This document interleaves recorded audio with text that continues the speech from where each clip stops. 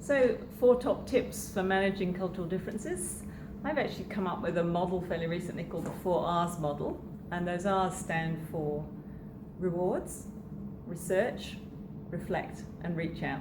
And what they mean is think about your rewards coming up. What's in it for you to actually invest some of your time in learning about cultural differences? Maybe you are after a promotion or an expatriate assignment. Maybe you just started working with a client or a colleague from a different culture and you want to understand why things are important to them that are not important to you, why they do things differently to the way you do them. There are all sorts of rewards, and everybody will have a different individual take on that. So think about what your rewards are. Then think about what research do you need to do to learn more about their culture. There are all sorts of websites that you can go to. You can just put business culture in name of the country in your search engine and you'll come up with 100 different links. So start reading, start doing some research. Third step is reflecting on what you've learned. So how do you feel about the way that you behave now that you've learned the way that they behave?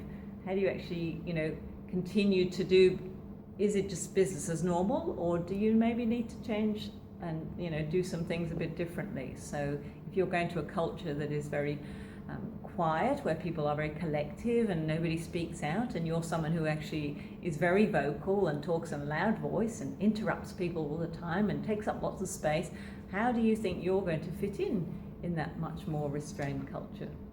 And you may find that actually it's going to be a lot harder than you thought.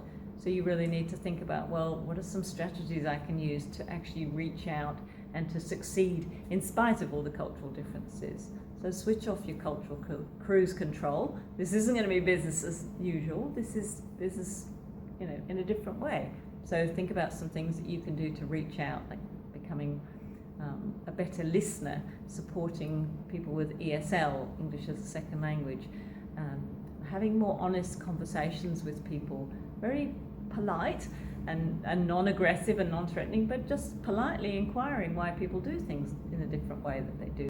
So I've actually just about to publish a book which is a lot more information about the 4Rs and also about the kind of cultural differences that you might encounter in your professional life. So if you'd like to know a bit more, head over to my website, which is www.culturalchemistry.com.au, and you'll see a link there to the book.